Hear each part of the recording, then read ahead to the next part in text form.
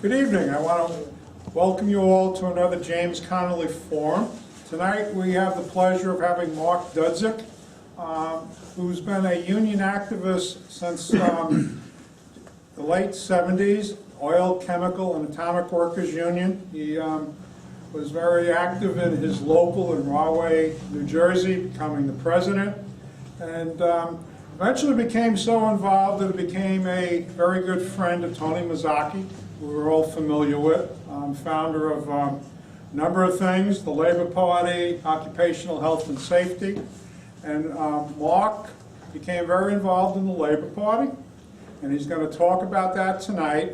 And I also want to put a plug in. He's right now the executive director of the Labor Campaign for Single Payer, and they're having a conference in January that you may be interested in going to. And perhaps he'll answer some questions about that later as well, if you'd like. And with that, I'd like to introduce Mark. Thank you for coming. Thanks so much. And these notes about the conference while I'm talking here. And thank you, Mike, for that introduction. Thanks for inviting me here. This is a wonderful space, and I've been following the forums here. I think it's just great what the Connolly Forum idea. I wish there was more communities that did these kind of worker-centered educational programs. It's really exciting to be here, and thank you all for coming out on this kind of cold, rainy, wintry night here. So we all just went through this great election season. We elected a new president. The labor movement, I would maintain, was the decisive force that re-elected Obama. I think in all of the battleground states, New Hampshire, Ohio, Pennsylvania, Wisconsin, Michigan, Nevada, that it was the ground operations of the labor movement that won this election for Obama and for a number of the senators who were elected and re-elected, and a number of the other Democratic operatives. The amazing thing that happened, I was on my computer election night, and about 40 minutes after the networks declared Obama president, I got an email from Richard Trumka, the president of the AFL-CIO, saying we have got to immediately pivot to protect the social safety net from a grand bargain deal in the lame duck Congress. And we've got to immediately get out there and start moving on this issue. And so we were really faced with the stark reality that the president that we just elected with our blood and our sweat and our treasure was likely to trade away the crown jewels of the social safety net in negotiations with the Republican Party before he was even inaugurated into office for his second term. And that the labor movement now had to pivot and move in that direction. And it was really no surprise to anybody who was listening to what was coming out of Washington. I mean, you know, Obama's been telegraphing that move for at least a year, throwing that, saying that Social Security and Medicare and Medicaid and school lunches and all of those kind of things were on the table as part of negotiations with the Republican Party to solve the budget issues. So anybody who was listening closely sort of understood that this dynamic was playing out, which is why Trumka was out there, to his credit, at that point, you know, trying to mobilize the movement to make that move very quickly. And it should also, I'm speaking here in New York State, it should come as no surprise to those of you who may have supported or worked to support your governor here, who ran, you know, on a program that included forcing concessions from public employees and forcing public employees to help pay for the costs of the crisis that New York is in. So this is sort of the political framework that we're looking at these days. And you know, it's really striking what's happened to us over the last 4 years. You know, we've been embroiled in the worst economic crisis. We're in the 5th year now, actually, of the worst economic crisis since the Great Depression. A massive economic crisis. Trillions of dollars of wealth, primarily held by middle-class and working-class people, just evaporated in these bubble economies. People, long-term unemployment is people who haven't worked in 3, 4, 5 years. And by all accounts, from sort of the left mythology that you all read, whether you were a sort of an FDR, New Deal kind of a lefty, or a Karl Marx lefty, or a utopian socialist, by all accounts, this is supposed to be the time when the left rises, the Lazarus moment. You rise from the dead because you have this huge economic crisis and people come up and they stand up for their own rights and they grab what's theirs. These are sort of the classic conditions that are supposed to give rise to a vibrant, powerful left-wing movement. And in fact, just the opposite has happened in the U.S. over the last 4 years. We've closed in on what we think is possible, what the sort of politics, what the dreams that we dream in the labor left today are more modest than the dreams of people like George Meany, who people like me wanted to throw into the fires of hell and transform the labor movement. Those folks actually had a more expansive vision about what was politically possible in this society than even the most aggressive labor leaders today. And we just look at the sort of type of politics that took place over the last 4 years, the labor law reform disaster never happened, but it was held out to the labor movement as a reason to stay in the room and to do it. The politics of the economic crisis and the recovery, where they, the idea was, well, we're going to have to first bail Wall Street out because we got to stop the bleeding, and the rest of the society will collapse if Wall Street collapses, but then we got to bail everybody else out. Well, that second part never happened. What happened in the auto industry, which this president had the audacity to run on, he saved the auto industry. They cut wages in half in the auto industry. There is now the new standard industrial wage in the United States is now $14 an hour, $28,000 a year. That's what the industrial wage in the auto industry is now. And then don't get me started on healthcare reform. That's a whole other talk, what happened, how they approached healthcare reform, how they incorporated the type of people they used to write healthcare reform, and how they incorporated that into the current for-profit healthcare system. So, that's sort of the terrain that we've been operating under, and the hope and the opportunities that we have, to transform things have been so circumscribed and so limited in this current era. And it's hard for me to say this because I've always considered myself of the left, and I've never quite figured out what kind of leftist I was, but I always considered myself as part of a left. But I think we have to start with the conclusion that right now in the United States there's really no left worth talking about. Well, I guess if you look at what a left is, I've always thought that a left is more than just a bunch of ideas. It's some kind of a social force, and I think at the very minimum, you'd have to define some kind of a left as a reasonably coherent set of class-based anti-capitalist ideas, programs, and policies, and that those ideas and programs and policies are embraced by a cohort of leaders and activists who are in a position to speak for and mobilize a much broader constituency. So, and at a minimum, the left should be able to help set the terms of debate by being at least one pole of a debate about what's possible in society, and marshal enough social power to intervene on behalf of the working class in the sort of real political economy, the world that people really live in.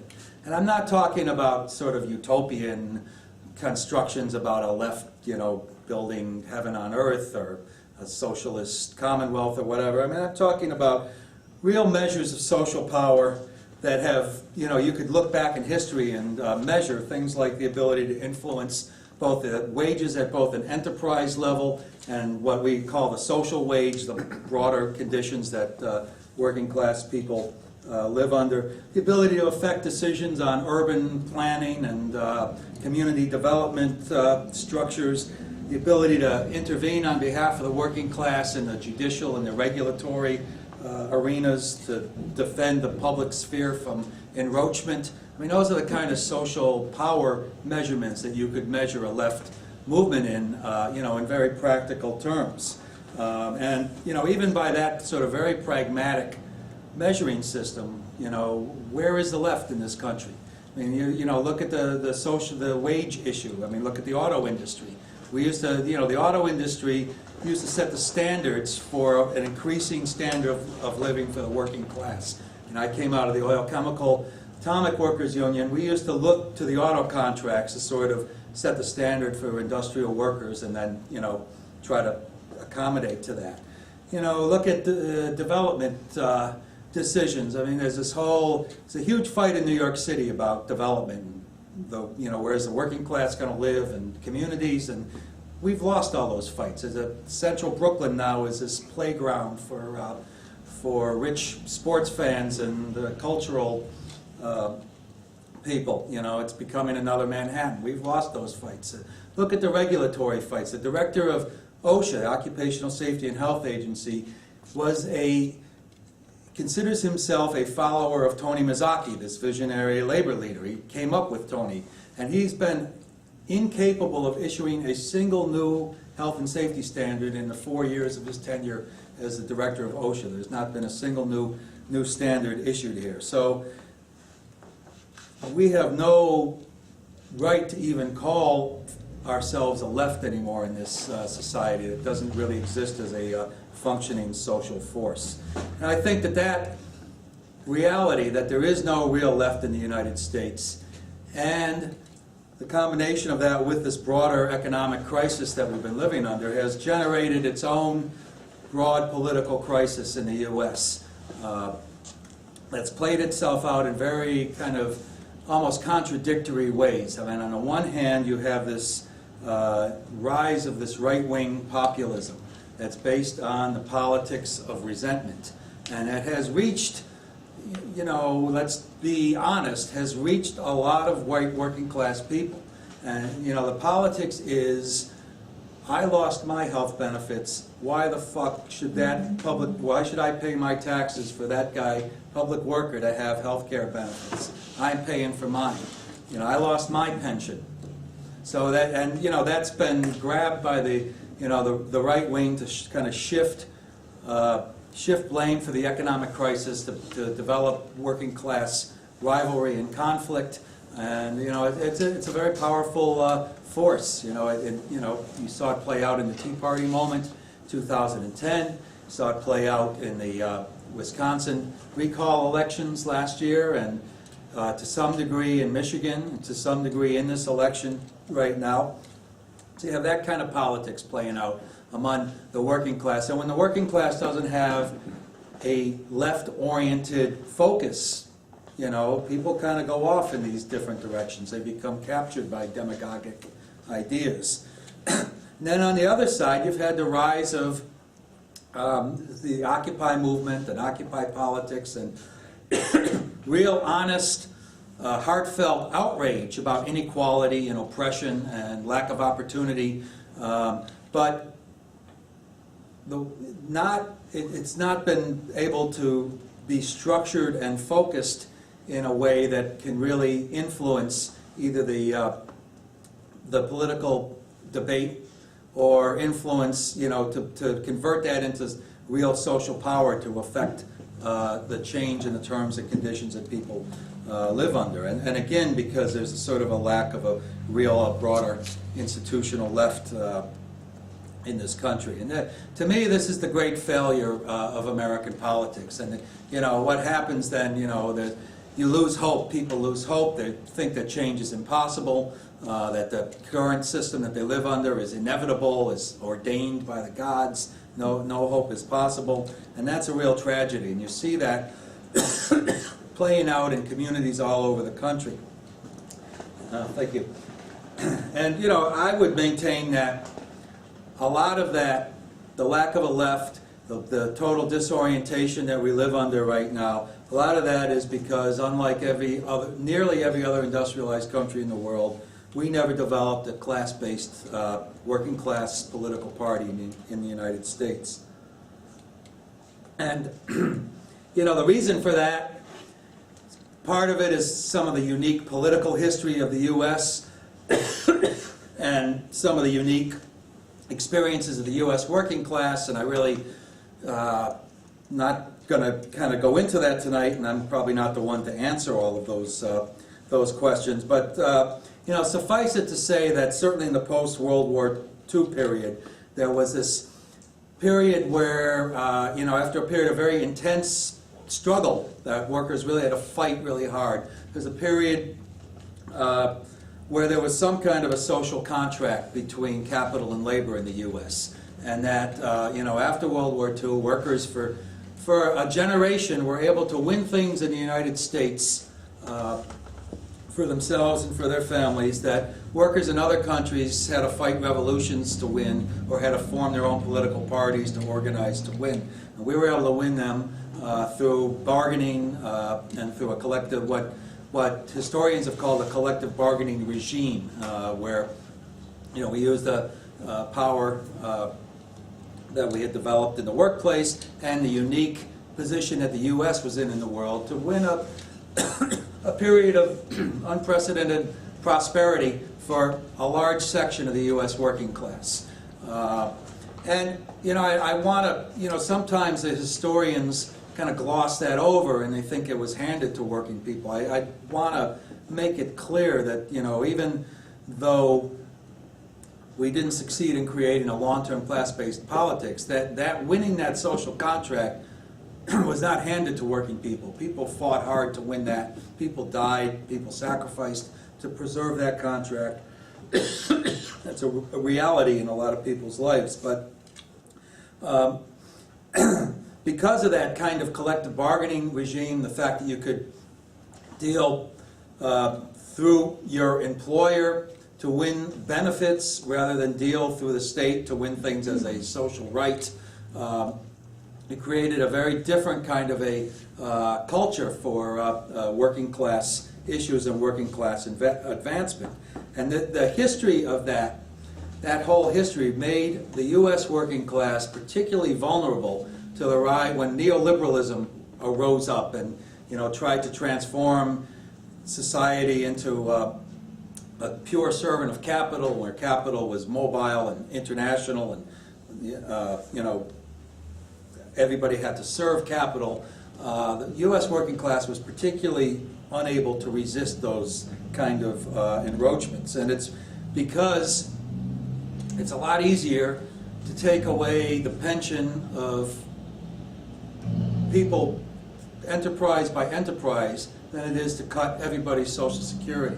It's a lot easier to cut people's health care when it's a benefit based on employment rather than a social right that people expect as a birthright in a society.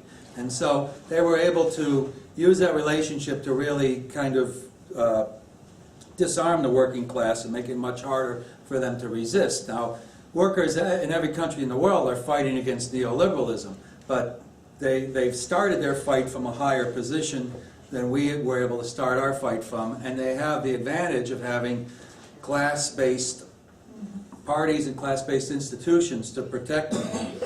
So that's really sort of the point that we're at here and the tragedy that we're at. And, you know, we, as people who I hope believe that we've got to find a way out of this problem, you know, I think we really have to kind of look back and see what's worked in the past and what we can learn from that and what might work in the future. And it's hard to believe today, even for maybe some of us who were very involved in it, but in the 1990s and the early years of this century, there was a vibrant Labor Party movement in this country that was really, you know, came very close closest in, I would maintain, in at least 75 years to kind of building an independent working class politics in the U.S. That would be based on a labor movement and based on broad class issues and independent of political parties that had ties to capital. And I think that this movement rose up in the 1990s from the coming together of some long-term tendencies within the labor movement. I would say that the first tendency was an understanding sometime that began to come together in the labor movement that that this whole collective bargaining regime was no longer working for labor. You know, Ronald Reagan basically ended that in 1981 when he busted the PATCO union, fired 13,000 air traffic controllers, and the labor movement failed to respond in any kind of effective way to that. You know, that was the beginning of the end of that seat at the table kind of collective bargaining regime. But it took the labor movement in this country probably 10, 15 years to actually realize that it was all over. They spent almost all of the 1980s trying to get back to a seat at the table. And, you know, there's still people in the labor movement who want to get back to a seat at the table. But, you know, by the early 1990s, there was a growing section of the labor movement that realized we were in a qualitatively new situation, that capital would never come back to a more cooperative approach, and that labor really had to kind of break through that. In addition to that, there had been a long-standing labor left, very small in the U.S. It had been crushed in the McCarthy period, but there had been a left wing in the labor movement that for many decades had been calling for things like a labor party and national health care and a number of other positive things. That movement kind of revitalized also in the early 90s because, first of all, the Cold War ended, so unions weren't forced to see the world in this sort of dualistic thing of a struggle between democracy and whatever that means and communism, whatever that means. And so there was much more openness to new ideas, and also a new generation kind of began to move to leadership in the labor movement who weren't as locked into that dualistic way of looking at the world. So there was an openness to sort of ideas that had been traditionally kind of seen as left ideas. And then finally, and I would say decisively, is what I call the NAFTA moment. We elected Bill Clinton in 1992 after 12 years in the wilderness of Reagan and Bush 1, again with massive labor mobilization and massive labor support. And he immediately turned towards a neoliberal solution.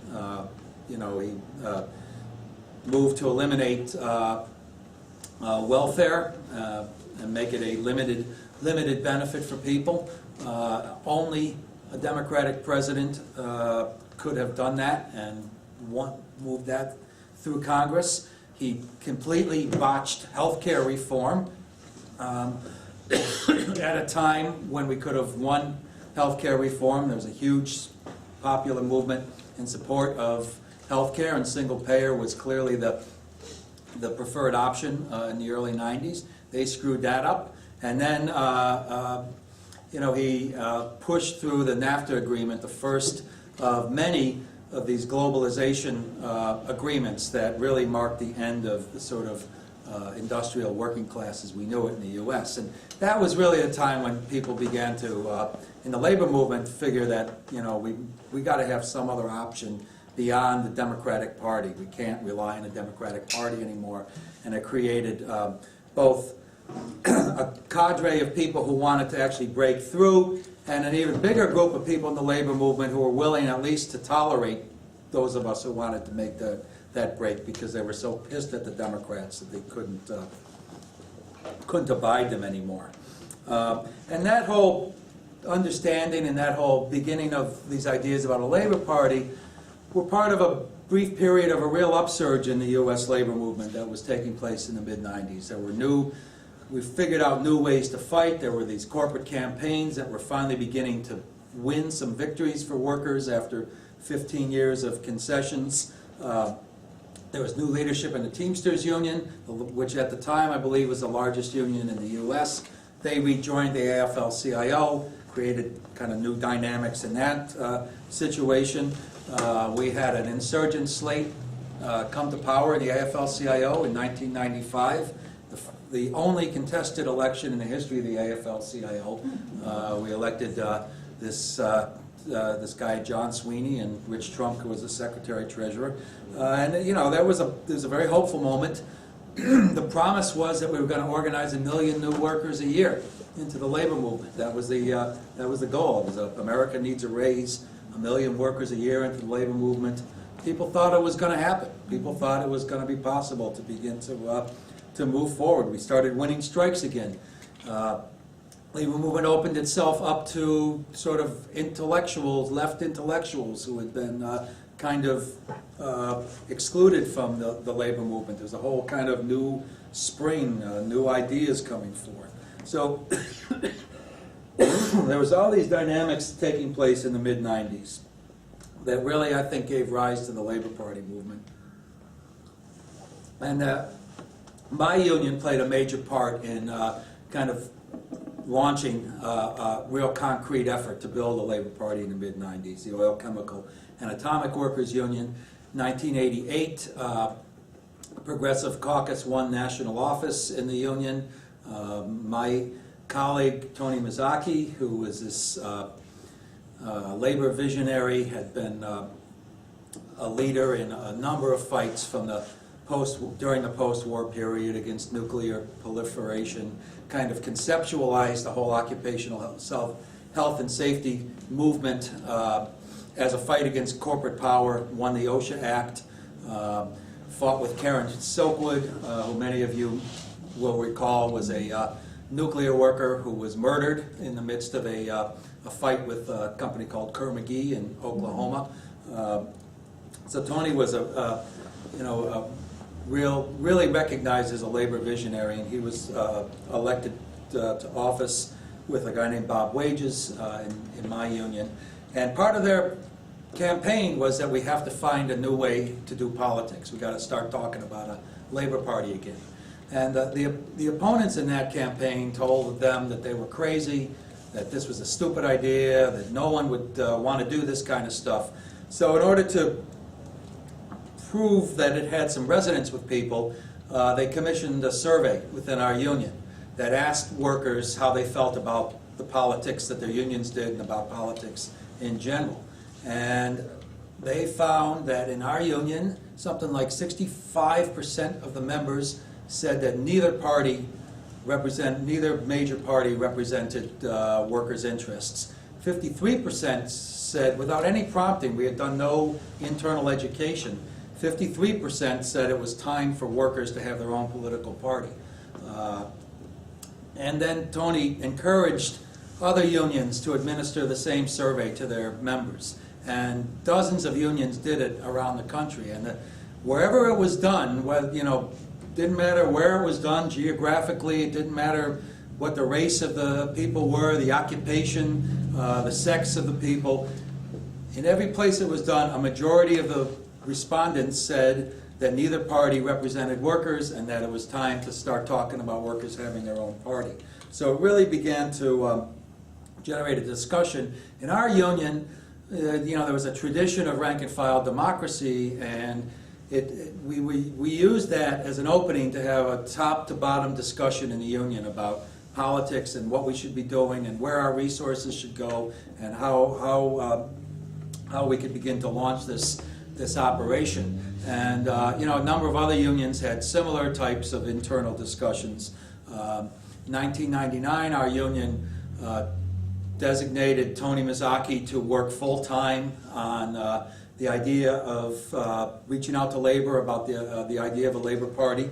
And we launched Labor Party Advocates, which was sort of an organizing committee idea to begin to organize a discussion and a debate within the labor movement about how we do our politics. Other unions began to come forward and to join that operation. The first two unions that joined with us were the United Electrical Workers Union, which was an old left-wing union, one of the few survivals survivors of the purges that stepped forward very early in the game, and one of the railroad brotherhoods, the Brotherhood of Maintenance of Way Employees, which had just gone through a nasty fight where the Democratic Congress had imposed a contract on railroad workers using the Railway Labor Act, so some good organizers in that union at their convention used that issue as a way to pull that union into this the Labor Party advocacy issue. And then a number of other unions began to come forward. The California nurses, there was an internal insurgency in that union. Those folks came out with this huge vision of organizing healthcare workers around the country, and they joined the Labor Party movement. Government employees, the West Coast longshoremen, a lot of unions that were going either through their own internal struggles or with their own major fights with employers began to embrace the Labor Party movement to one degree or another.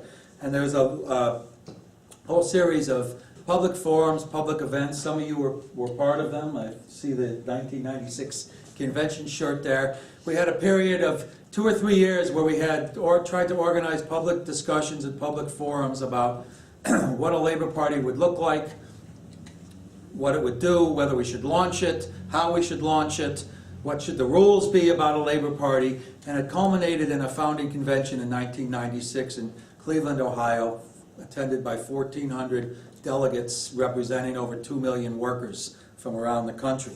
That officially launched the Labor Party movement. And that momentum continued to build behind this Labor Party effort for several years. Hundreds of unions joined, local unions, regional unions, national unions. We built a membership base of several thousand members around the country.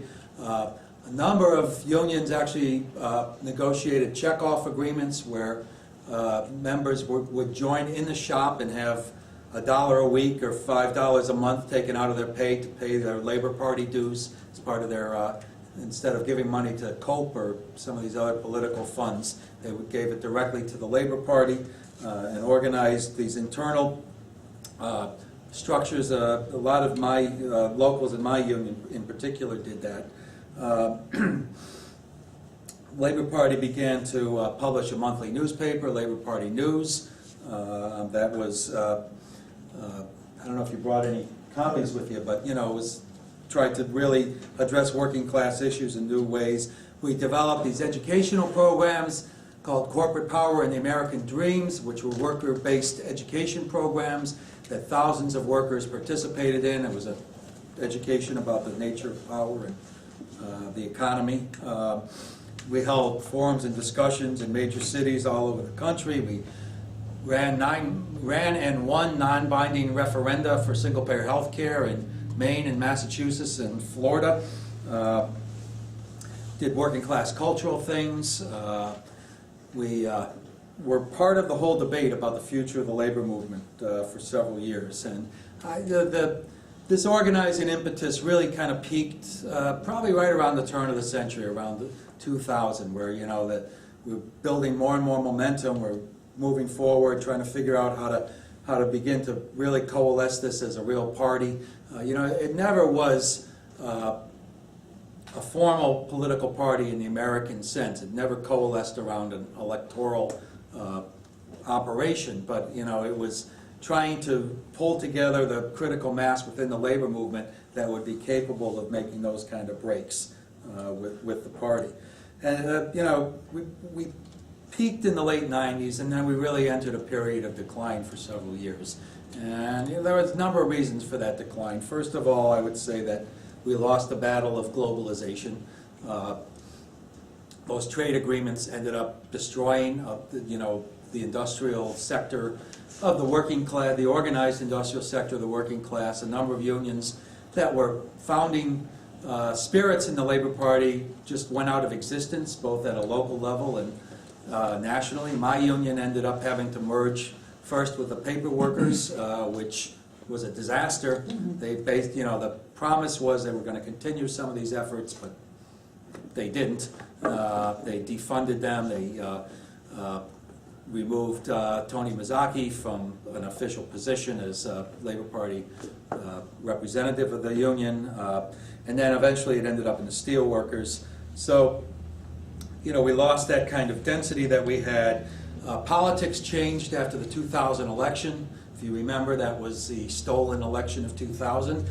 If you also remember, they scapegoated Ralph Nader for that. And within the labor movement and within most of the progressive movements, it became a tool to scapegoat anybody who talked about doing anything outside of the Democratic Party. That, you know, here you're going to cause somebody like George Bush to come to power because you want to talk about this stuff.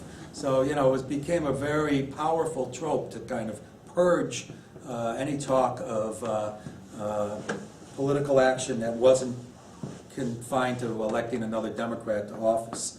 And, you know, that became even more powerful first after the 9/11 attacks and the sort of re-rise of a national security state and the war economy or war ideology. You know, it became very hard to talk about sort of radical break with the system.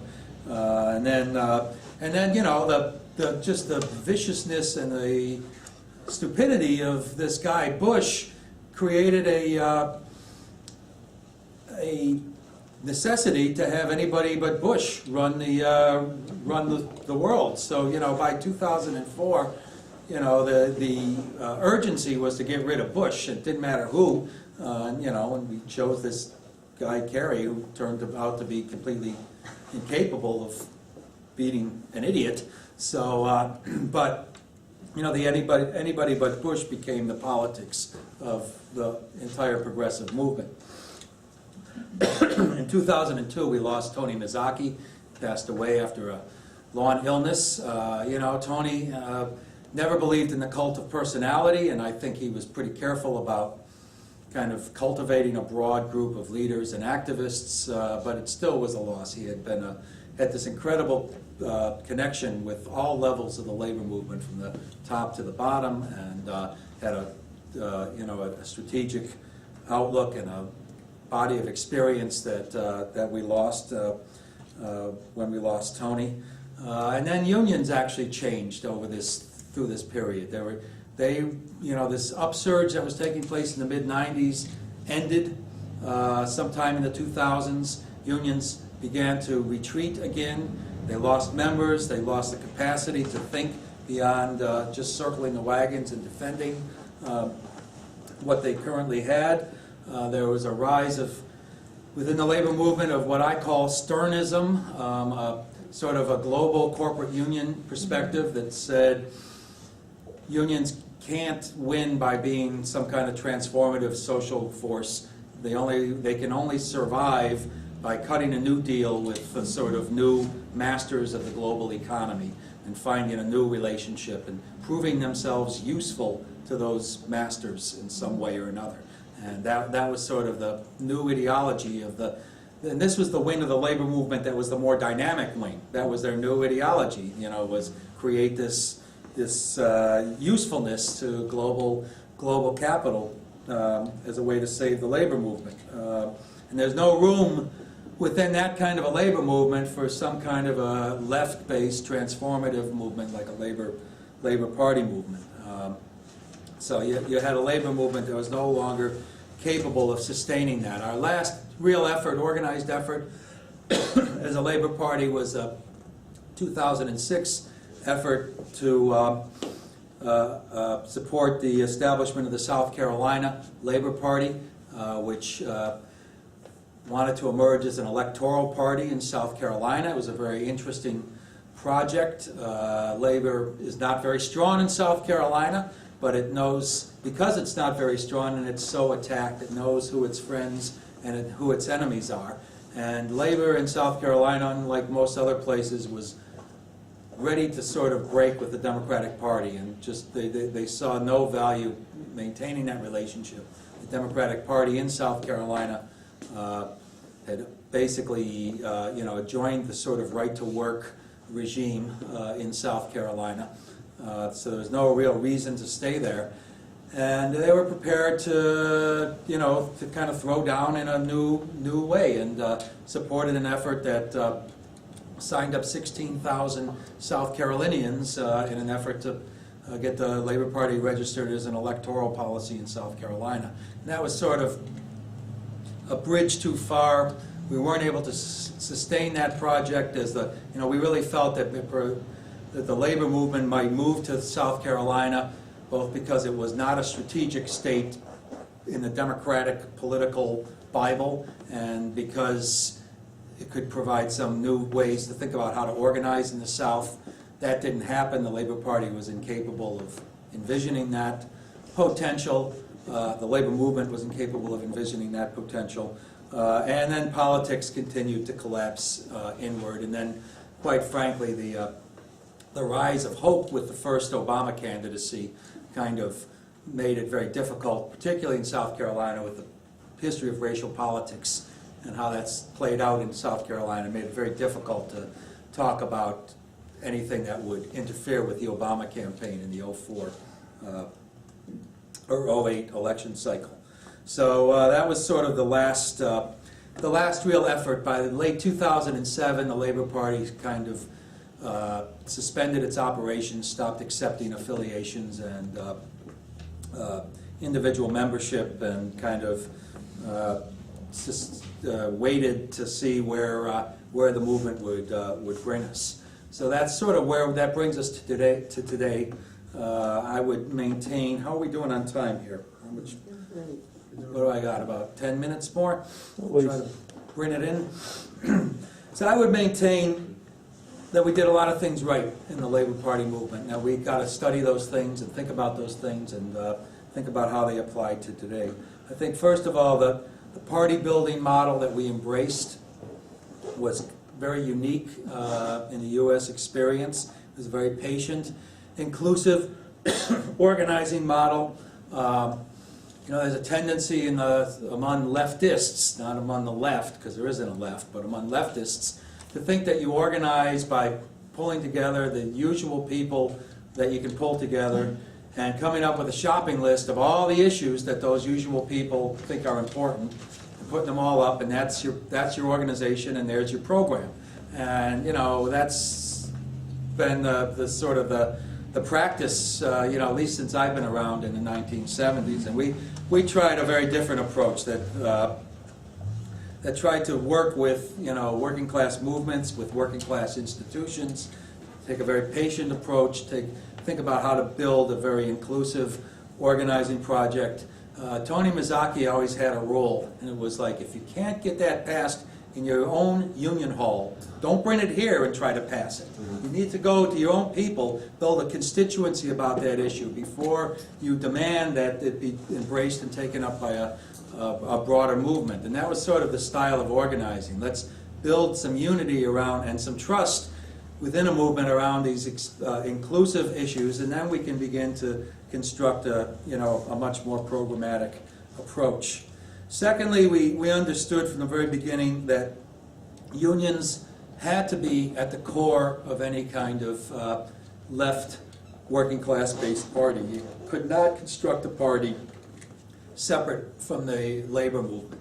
And I think that plays out, any of these successful political initiatives that we've seen, even in the labor's weakened state, they've won because of the power that labor can bring to the table on that. Its capacity to marshal some financial resources, its capacity to put organizational resources on the ground. You can't construct a political movement without that kind of institutional backing. And if you're going to do that, the way you have to organize is, labor has to be there at the beginning. If they're not there, if they don't own that project from the beginning, their support will be at best symbolic. And again, I think anybody who's had experience as an organizer, you can get some section of the labor movement to sign on to various political projects and campaigns, but to get them to jump in with both feet, incorporate it into their organizational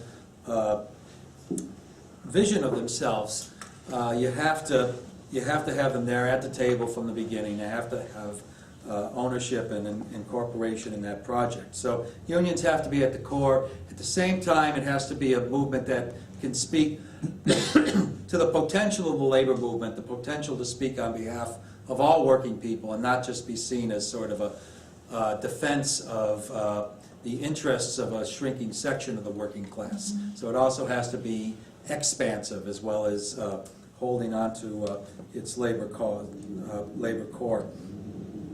And, you know, I think it has to avoid the sort of,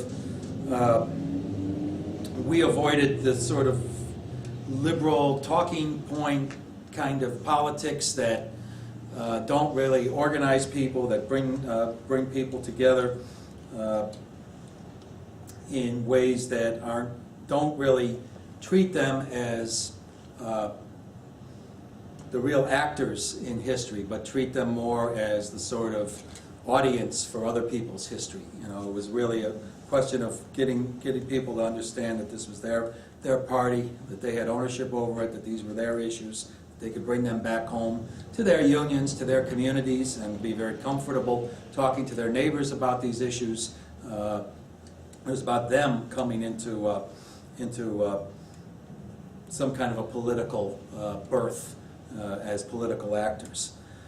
Finally, I would maintain that our position on elections, which was the most controversial debates that we had in the Labor Party, was how and when and where we would intervene in elections. And I would say that our position on that has really been borne out by events. That you know, we took a position that we could not seriously intervene in elections by playing spoiler politics. That elections were not just about bearing witness, you know, feeling good about yourself because you could vote for somebody who had good values. You know, elections were about building power for working people, and there's one part of a broader project to build power for working people. You know, we developed over a 2-year debate in the Labor Party an electoral policy that I think stands the test of time for what it takes for a political movement to seriously intervene in politics and run. It doesn't mean you're going to win, but to run serious campaigns that that sustain themselves beyond the immediate election. And I think we did a lot of thinking about that and made a lot of progress in that. There were a lot of problems that the Labor Party encountered in its time.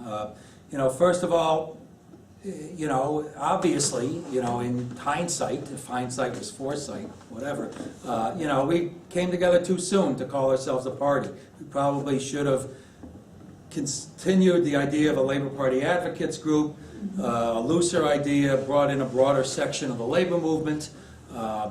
You know, you know, people like Tony Mazzocchi were actually counseling that we do that. We move a little slower and bring in more people. But the force of events in the mid-90s, you know, really kind of pushed it. You know, we were looking at a movement that was going to be organizing 1 million new workers a year. Why wouldn't we be able to have a Labor Party that in a couple of years could be able to run national candidates for office? You know, this was going to be a vital, growing movement. So, you know, I think in hindsight, you know, perhaps we should have taken a less aggressive organizing model, but you know, it's really hard to say whether people would have been able to see that at the time.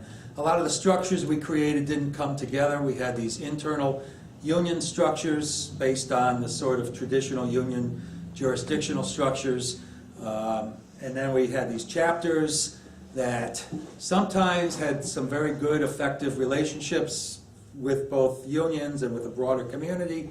Other times became just sort of creatures of the unions in a very kind of not a very constructive way. And in other places, particularly in the big cities, became debating societies for sort of left-wing and sectarian groups and drove away sort of more working class-based activists. So you had these kind of dynamics. The union people were most union activists were used to kind of working within their own union structures and couldn't figure out ways to sort of develop more community-based organizing models and cross-jurisdictional models. You know, that was a constant problem within the Labor Party.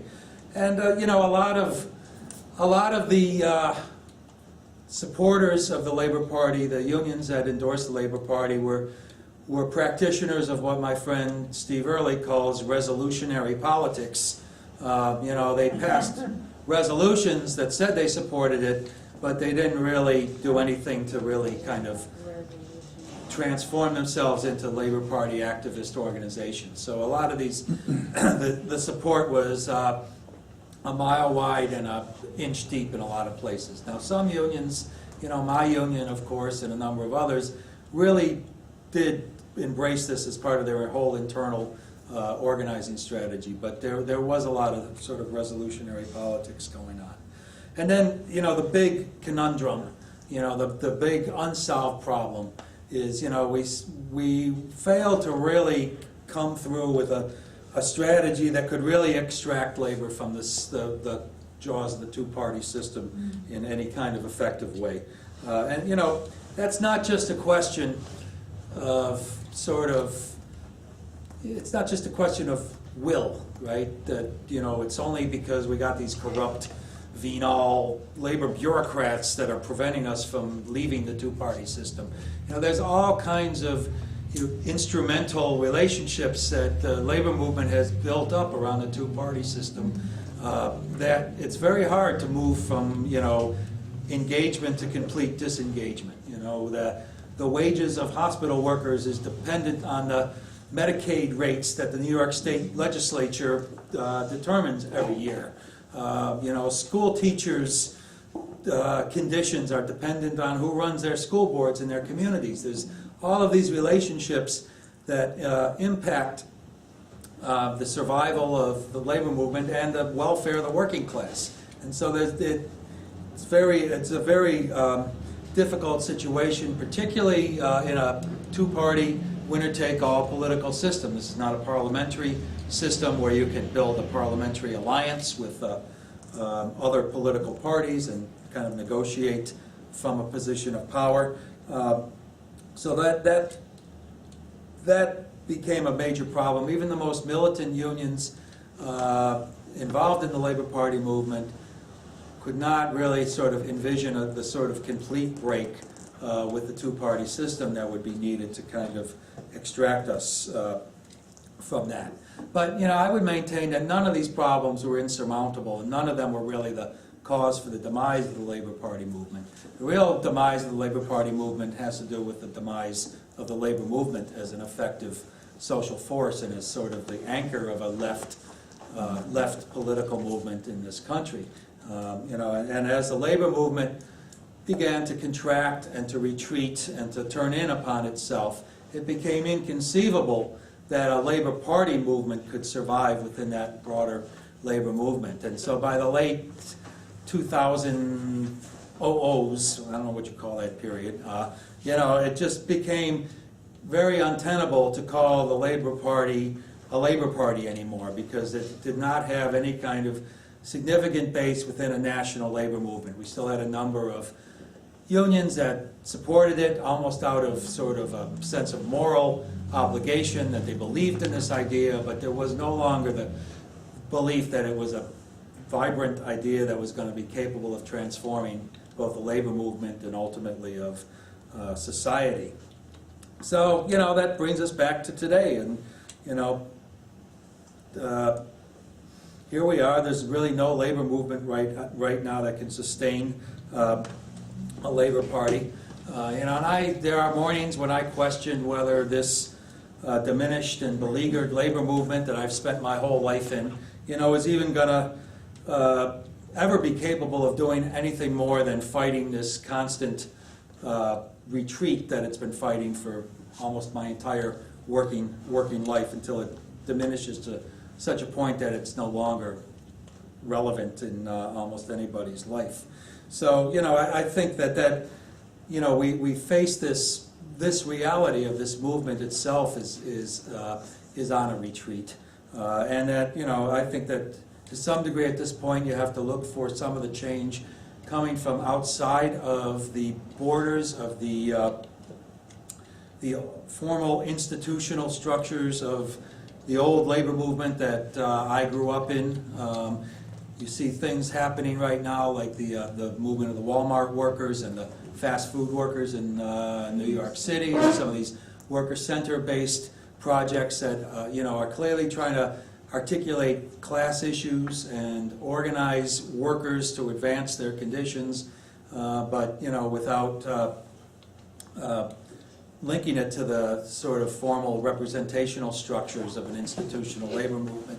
I think some of those things we need to look very closely at to see how we can sustain them to rebuild a broader working class movement. But I know one thing, and that's that if the labor movement is to survive, it's going to have to, one of the things it has to do is find out a way how to do politics on behalf of working people. It's going to, the survival of the labor movement is linked with this project to build an independent working class politics, and that our mission to build that politics is linked intimately to the rebuilding of a broader labor movement.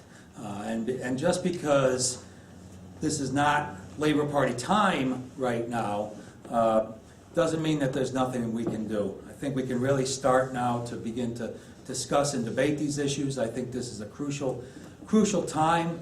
We've experienced this economic crisis. We've experienced 4 years of Obama. We're fighting this grand bargain fight right now. This is a time to really talk to people and to reopen these debates about how we do these things. And this is a time, I think, when we really have to demand that what's left of our movement start to shift some of its resources into the future, and not just keep throwing all of its money down on the sort of the two-party bet that they keep losing. At least to shift some of their money into the future. We've called for the 10% solution. What could you do with 10% of the $1 billion that we just spent to re-elect President Obama and a bunch of do-nothing Democratic congresspeople and senators? What could we do with a $100 million movement? And what could we do with a movement that spent 10% of its organizing efforts on expansive projects that look beyond the next election cycle and really try to create new opportunities politically for working people? Those are the kind of demands I think that we can talk about in the context of talking about labor in a real crisis. And we can support initiatives like the Labor Campaign for Single Payer, which it's not a paid commercial here, but these type of initiatives, U.S. Labor Against the War, these are the kind of things that get people out of the trenches, get them talking to one another, bring together the best and the brightest leaders in the labor movement, talk about building an anti-corporate movement. These are initiatives that are possible to support today and that can help build the seeds for a new revitalized labor movement and a Labor Party movement. I think we also ought to think about some of the tools that we used in the 1990s, like the member survey idea. It's very easy now to construct surveys using computers. There's a Survey Monkey and all of these things. You can do these, do all kinds of surveys, and it gives you a lot of ins into it's a low commitment ask for your own your local union or whatever. You can ask the leadership, hey man, we're not asking you to have to join anything. Just survey the members. Ask them what the members think, and it gives you an ability then to engage, to talk to people about these things, to engage membership, to engage the leadership about this, and to begin to build a mandate within the labor movement for change. So I think we got to explore those kind of simple organizing techniques that can begin to build a constituency again, to think beyond the box and to move forward. Because in the end, we have no choice. There's no other alternative open to us to build a politics for the working class. We've tried every other idea in this country, from reforming the Democratic Party to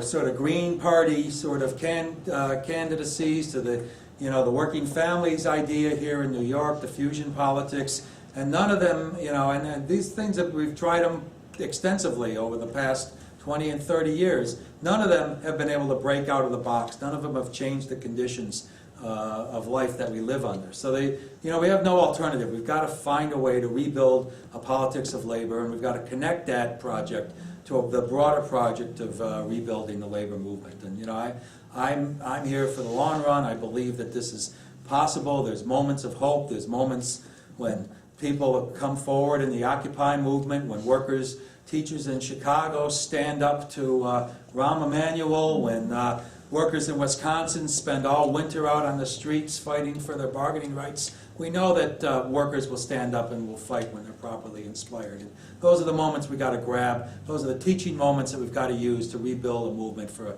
a Labor Party and rebuild a labor movement in this country. So thank you very much, and I'd be glad to hear some questions.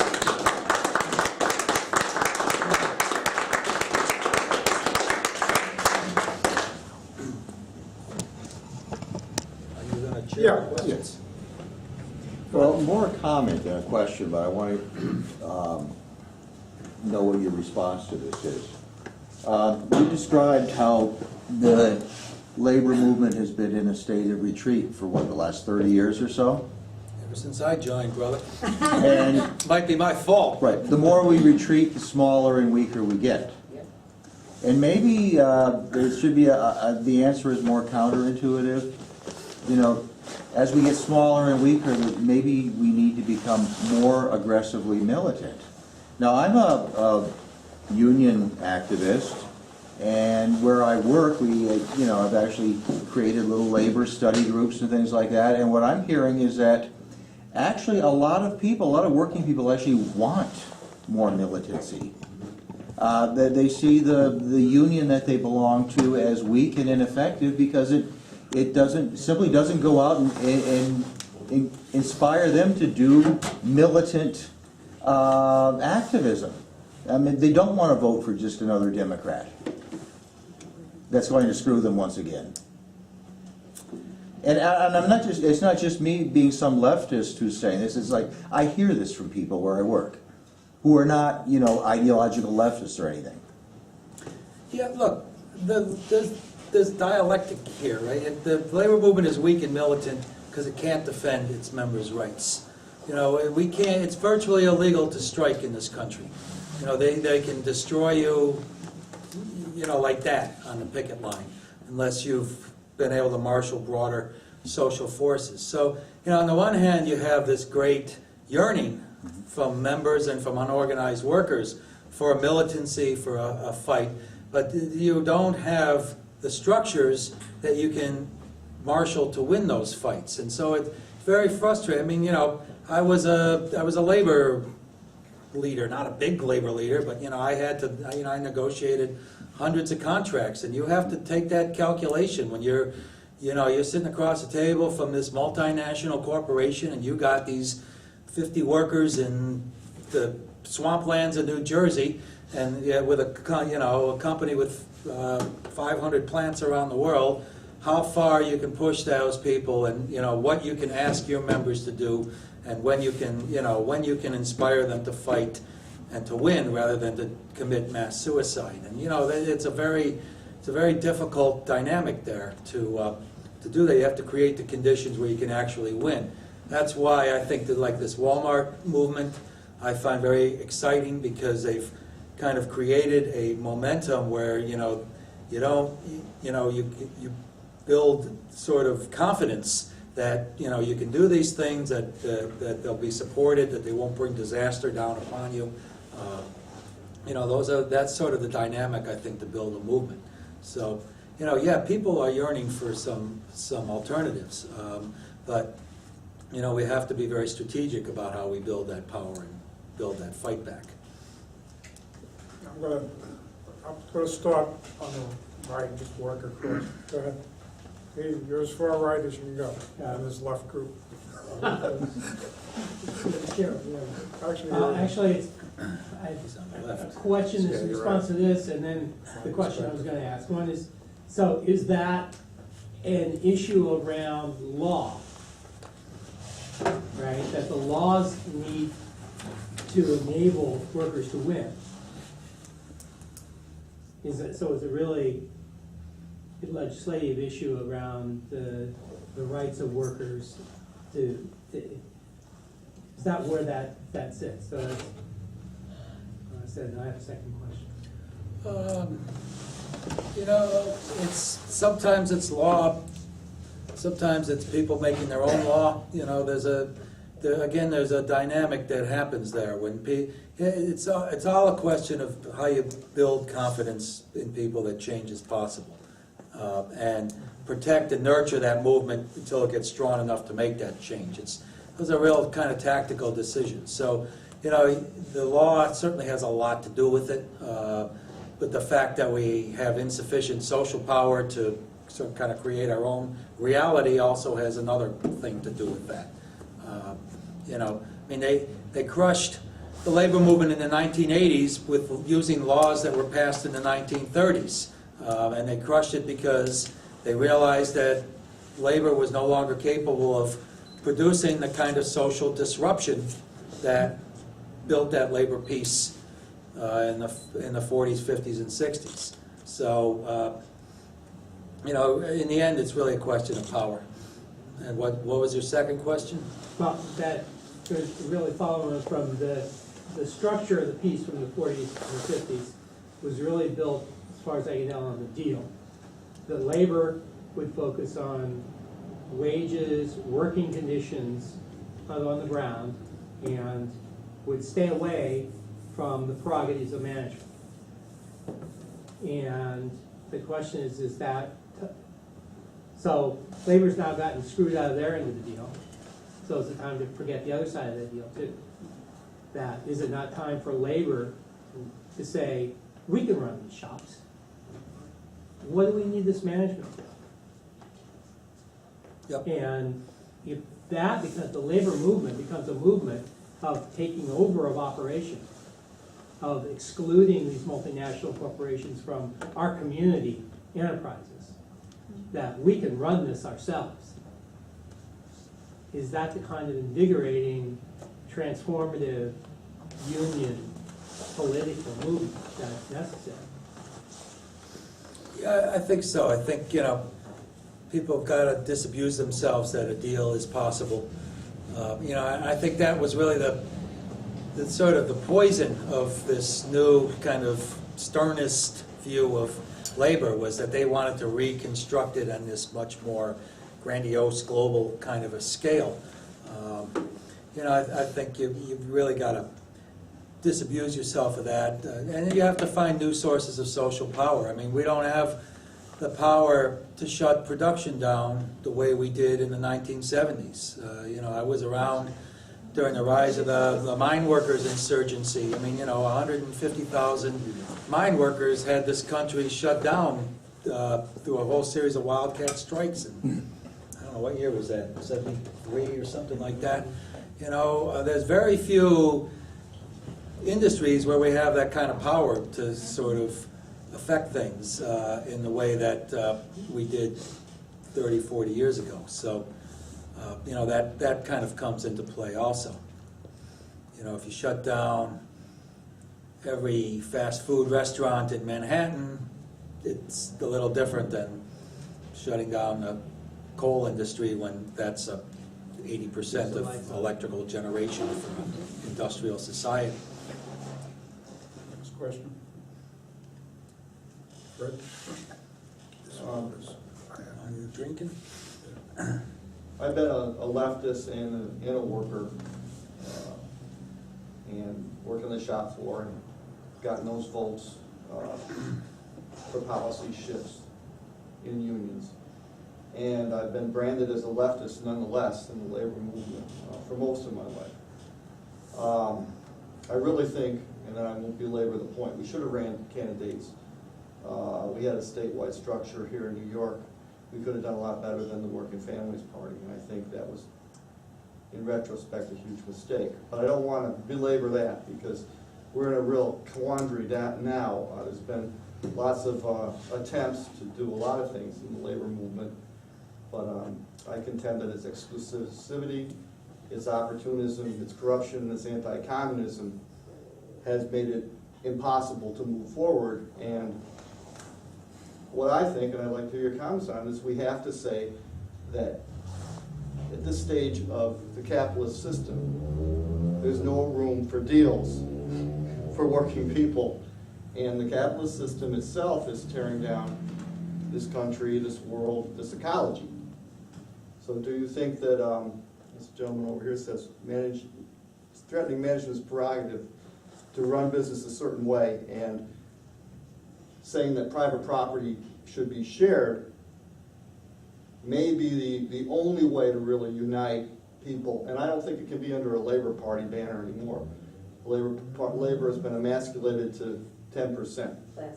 Or less. It has to be a party that's all-inclusive. So don't you think, what are your views on that? I know that was a lot, pretty damning, but I've been through, I've been called a socialist because of the McCarthy era. Labor for Safe Energy and Full Employment was my first movement of unions to change the energy policy. That fell apart. I saw Patco. We've had our local solidarity movement going here in Albany pretty good for 30 years. I know a lot of my brothers and sisters work real hard on elections for the Dems, and I respect that, but it's not changing the quality of our lives. So, you know, if not now, when? I'm 20, 30 years ago, I had a lot more energy to do all this stuff. My wife was in the school board before the Labor Party movement. I helped a person win an election on the Working Families Party line when the Dems threw her out. So, I mean, I think that I don't want to see another generation lose its hope like I sort of have mine at this juncture. I'm retired, I do a lot, but I don't have the youth, you know, life is running out. But it's not for lots of people. And what are we going to do for them? What's our last, you know, shot here? Because this may be it. Well, first, a lot of us are getting ready to retire and stuff, and that's one of the reasons why I think it's important to talk about this history, because there's, you know, it's been 10 years since there was any kind of real presence of a Labor Party in most communities and stuff, or even a labor movement in a lot of places, you know. I mean, when I was a kid, you know, I mean, all my uncles worked in union shops, and, you know, I mean, the labor was everywhere. There's people now in communities in this country who spend, you know, grow to adulthood and have never met or discussed unionism, you know, with a union member. So, you know, I think it's important that one role we can play as we get older is to talk about the experiences and to try to sum them up and, you know, to bring on a new generation of fighters. Candidates, just briefly, I know you just briefly touched on it, I'll briefly respond. Of course we should have run candidates. Why didn't we run candidates? Because the labor movement wasn't ready to support candidates. So if we had run candidates, we would have run them the way the Green Party runs candidates, without any real basis of support. It's just sort of people with good ideas and good intentions. And we would have had, I would maintain the same results. You know, some exciting elections that made us feel good and leaving very little behind. That was the failure, that we weren't able to, you know, make that next move forward to run candidates. If the labor movement had continued to organize the way that the vision was, I think, you know, some of us saw that as creating a kind of tension that would create those opportunities that we could break and run people, because, you know, the conflict would begin to intensify to the point where unions would be able to take those risks. In terms of the, you know, there's no room except for revolution, and, you know, look, unions exist to make things better for people. And, you know, to say can't negotiate improvements, I mean, tell that to a laundry worker making $8 an hour. You know, making $12 an hour sounds pretty goddamn good to someone making $8 an hour and being treated like someone with no voice and no capacity. So, you know, that's the connection that unions can establish with people. And, you know, the tragedy is when that's all that we do, and that all we see ourselves doing is representing this the interests of a small occupational group and not connecting it to a broader social movement. But, you know, what makes unions that have so much potential is exactly because they do that with people. They engage with people who want a better life for themselves and their families. When I was a local union president, I ran 150 meetings a year like this size with, shop meetings where workers would come together and talk about their problems and figure out solutions and figure out actions to take. And that's the kind of, that doesn't happen in most people's lives, without structures like unions to help people come together and help empower people. So there has to be, both the broad vision of a better world and a new society, but it has to be connected to real institutions and real organizations that people believe and trust will make their lives better. Well, that's what I did for the last 30 years. And because I didn't have a structure to move the workers that were making $6, $7, $8 an hour and got a living wage after organizing them, negotiating the first contract, and administering it, that's like gone, because time moves on, they stagnate, their wages stagnate, they end up in the same boat that they started in when I did it, and the opportunists and the unions have never created a structure to move those people forward to. And that's a crying shame, because of all the hard work you did, and I did, and are doing. These people don't have that leg up to go to a structure. And I don't think the left has failed as much as labor has failed, because I think that the leftists have been out there grinding it out, like you, like me, like Mike, like John, for years, and all we have left at the end of our mileage is a lot of memories that we move people up, but those people are not connected to our lives anymore because there was no structure to move them towards. That's how I feel. It's sad. As anybody, so let's learn from it and move ahead, because it didn't work, it's not working, and I think we have to think way outside the box. I don't think that was a question. Sorry. Alice? Oh, no, that's, well, it's kind of a discussion.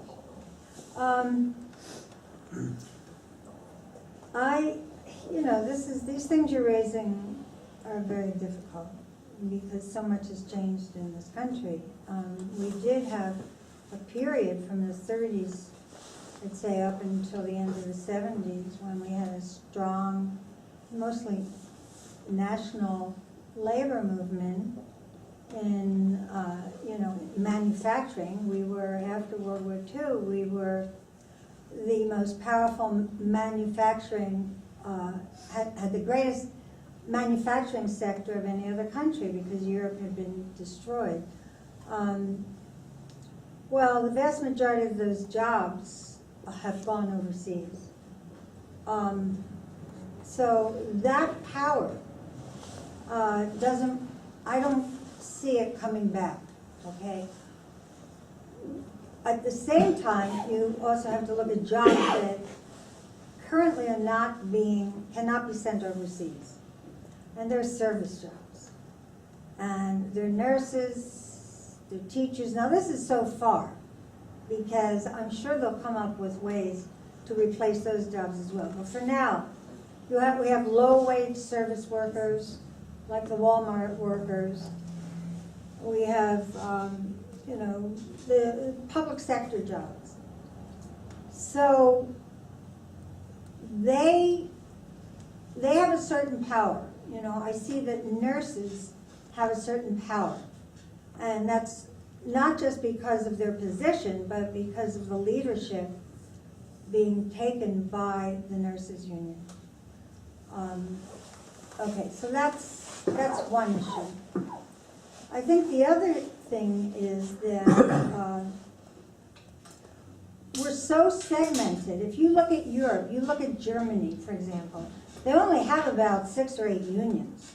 Like all the public sector workers, all the manufacturing, all the retail workers, they have national unions, and they're powerful because everybody who does that work is in that union. We have competing unions. We have trades unions. There's so many trades unions. I can't even remember all the names of them, the pipe fitters, the plumbers, the bricklayers. We're so divided, unions compete against one another, are insular. The only way I think we have to build let me just say one last thing. This is my question to you, okay? So you see it as fundamentally a labor movement. I would see it as a workers' movement. Calling it a workers' movement because I'm thinking back to the Knights of Labor even. And the Knights of Labor in the 1880s, or no, it was probably earlier than that, maybe 1840s, unions had been crushed. The unions that existed had been crushed.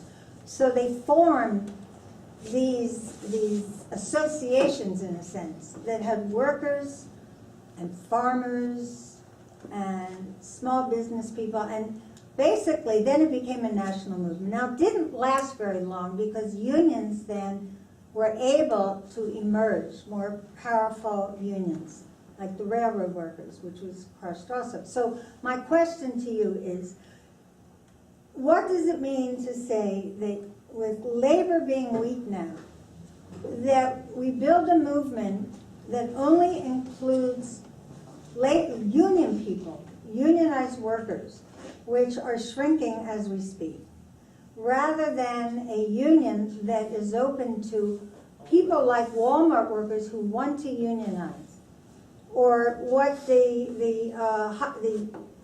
restaurant workers, the fast food workers in New York City did, where workers are doing these things on their own. Well, first, about the question of segmentation and stuff, I mean, I think, Germany has large centralized unions, France has multiple unions in a workplace, Italy has a different structure. They all, though, what I think creates power for workers in those societies that we don't have is they have political movements. They understand that the working class needs to be politically independent. Those movements all have problems of their own. I don't want to debate or make excuses for the history of European left movements, but I think it's not so much the type of internal union structures that workers have, but how they've connected those structures to broader working class movements. And look, especially now in the 2012s that we live in, you're right. I don't think you can conceive of an effective social movement that's solely based on the current organized working class in the U.S.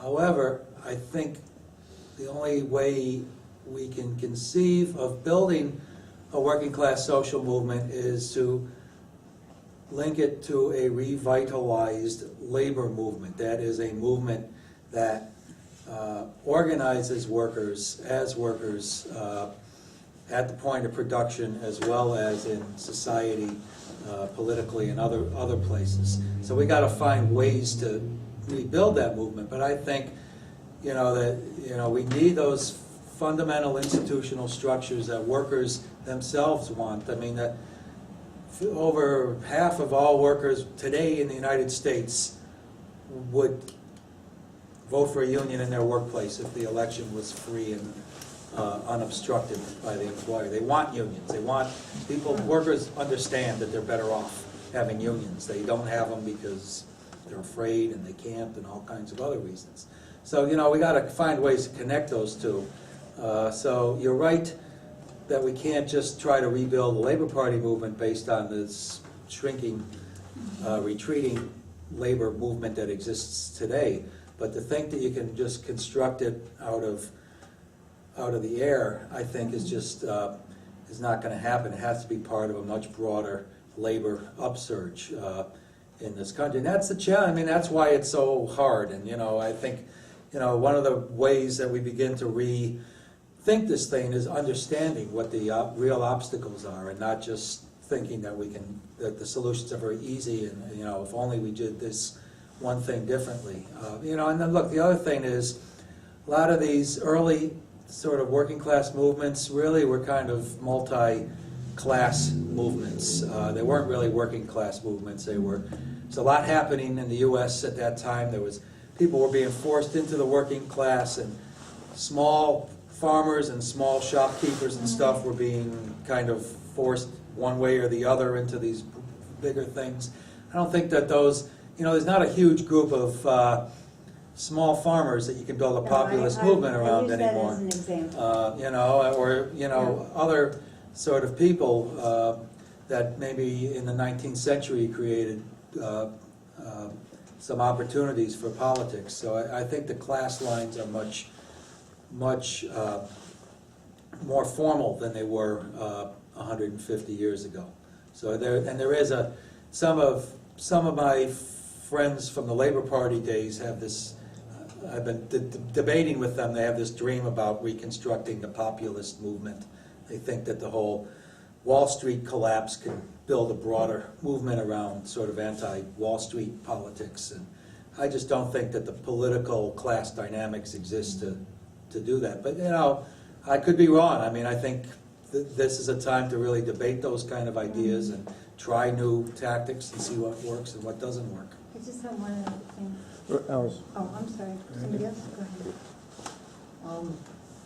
You, Melanie. Okay.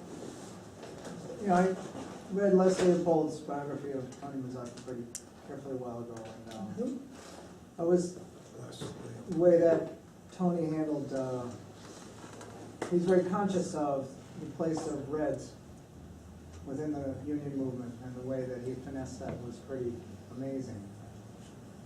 And I really appreciate the talk tonight because it's such an honest assessment, I think, a very hard-headed, honest assessment from your point of view. So in the context of the conclusion of where we're at now, and Fred's remarks, what do you think the historic significance of red baiting the leftists out of the trade union movement really is? How does that look different now that we are at this point? Look, I think it was part of this whole disarming of the labor movement in the 1940s and the 1950s. And it helped create a very different movement than what we could have been. That was a crucial decision point for the labor movement, what some people call the Treaty of Detroit or whatever, that, this idea, I forget who mentioned it, that you would trade a constantly improving standard of living for working people, in exchange for control of the production process and control of the political process. That was the deal, right? And we made it. And, I don't know. If I was at the table with Standard Oil in 1948, I don't know what I would have done. It's a tough question. It made life better for a whole bunch of people for a whole bunch of years. But ultimately, it proved to be a disaster. It disarmed us when we lost our capacity to fight when conditions changed. The purging of the left from most of the labor movement had an impact on that and made it harder for us to fight back and made it harder for people in that sort of crucial period when we still had some power in the 1970s into the 80s, made it harder for that kind of opposition to pull together labor folks. We were talking about the Sadlowski movement in the steelworkers, And if Tony Mazzocchi had won presidency of the OCAW in '79 and Sadlowski had won the steelworkers in, was that '77 or whatever, we had these radical, inclusive trade unionists leading some of the biggest unions in the country when the shit hit the fan in the early '80s. Maybe when Reagan fired those air traffic controllers, there would have been a different response. And, maybe history would be different. So, it certainly has an impact. I would maintain, though, that red baiting no longer has any kind of resonance in the labor movement. I got to say, we talk about leftists.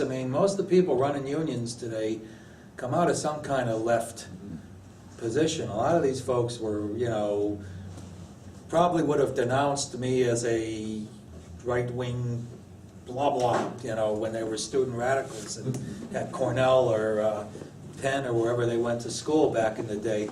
So that these folks came up. It's not like they don't understand these concepts of capital and labor and class and power and stuff. It's that they don't understand how to connect an institutional movement to it. I want to go a step further and see whether either you can shed some light, or maybe other folks can as well in a dialogue.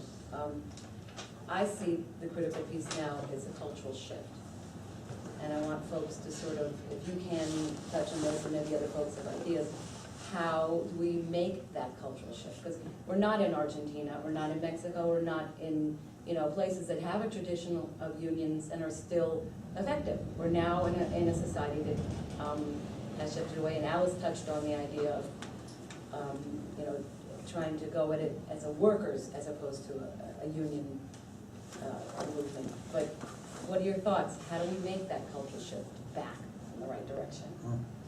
I think you're right, that's very, you know, we have to create cultures of solidarity, and that people,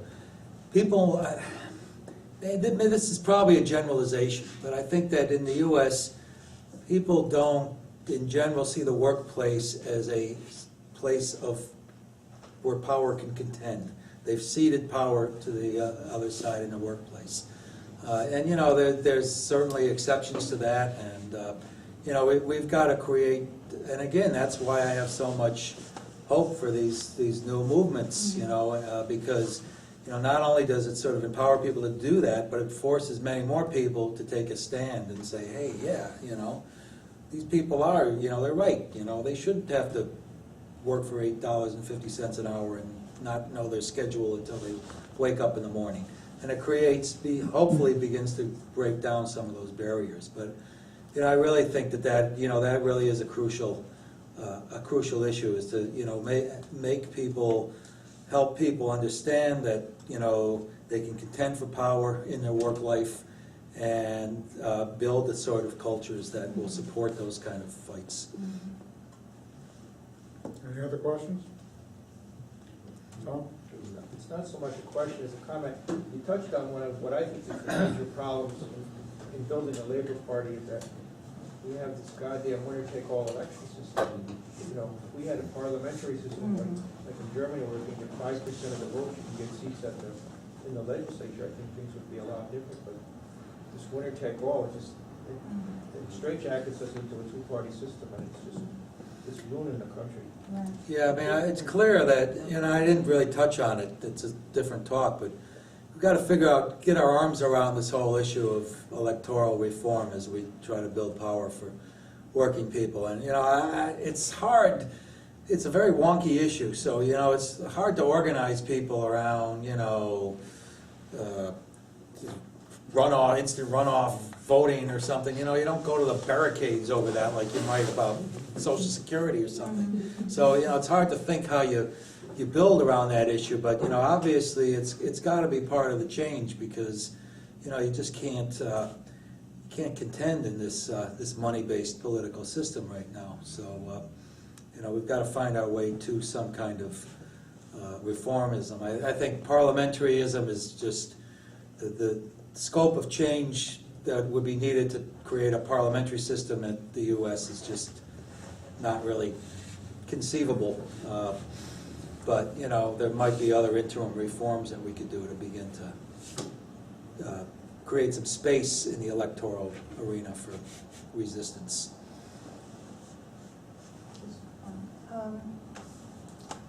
I think, you know, I think we also have to educate. This whole concept of the middle class has been used to disarm the working class. Because if you're middle class, they're poor. Poor people don't count. And who are poor? We know. People of color, white working class people, on and on. Okay. So, and also there's the ethos of individualism. I mean, that is driven into children from birth. You know, I'm going to be better. I'll be better than everybody else. I'm going to compete. Everything is competition.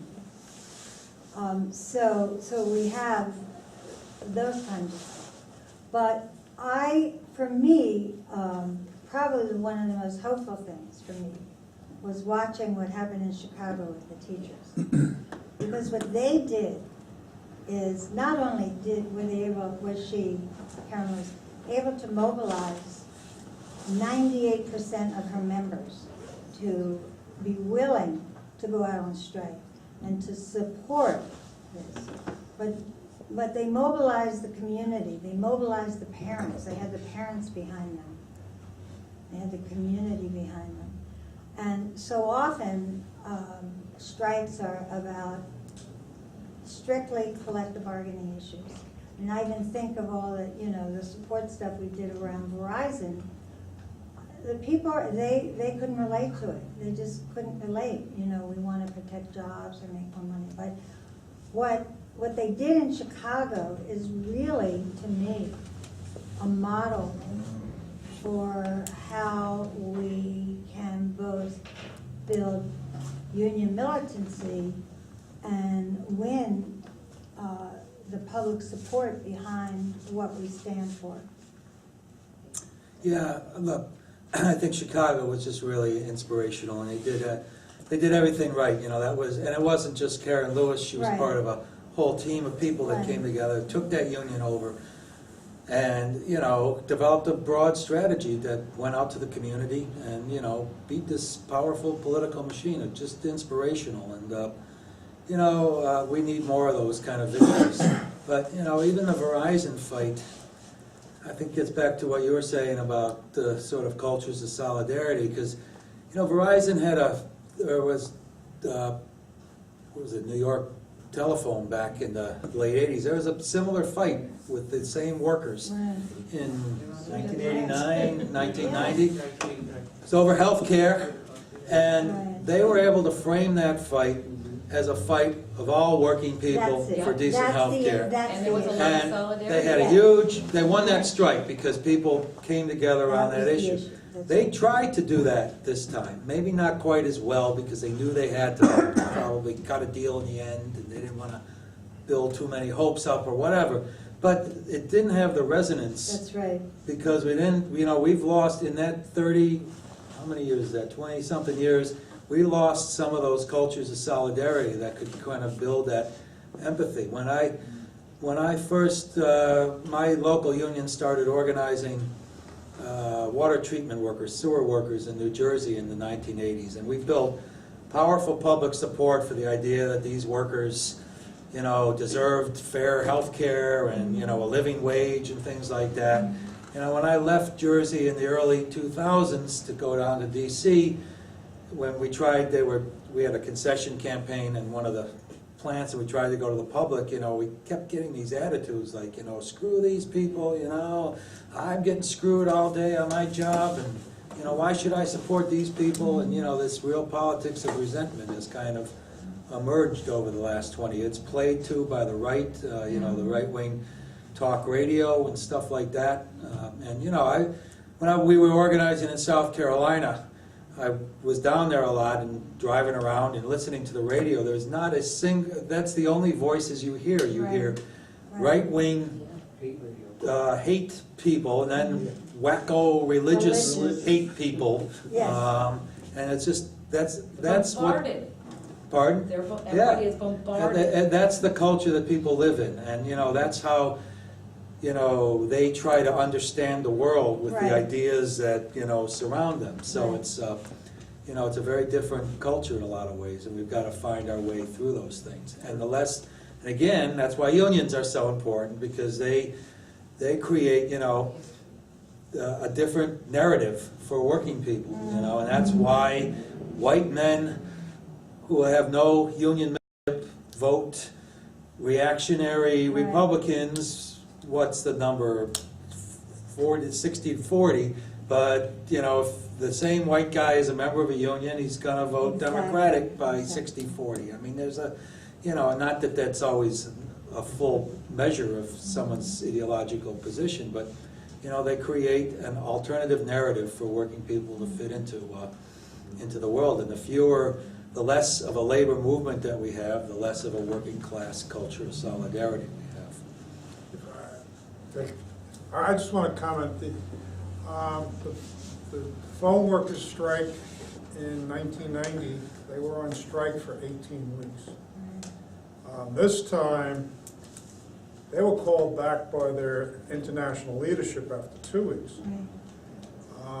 Those 2 weeks, they had very good solidarity with a lot of people. I personally think what deflated the Verizon contract fight this time was going back to work. Yep. It just pulled the rug out from under not only the workers themselves, but also their supporters.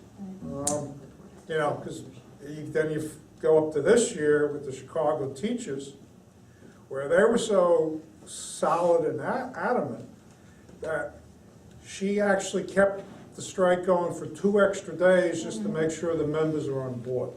So you got to compare that leadership against, you know, the CWA international leadership. And I think that has a lot to do with the results of those 2 strikes. It's hard to second guess people in the middle of a strike, but I have to say I was surprised that they went out when they did, and surprised that they went back when they did, but I wasn't at the table, so it's hard to judge. Okay. Yeah, just an announcement and a question. The next forum will be on February 15th with Jane Guskin, who is a co-author of a book, The Politics of Immigration. Chance to discuss that whole question, which is certainly came up in the election campaign and it will continue to be with us.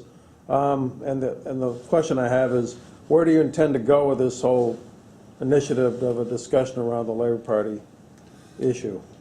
Well, as you know, we just published a paper called Labor Party Time, not yet.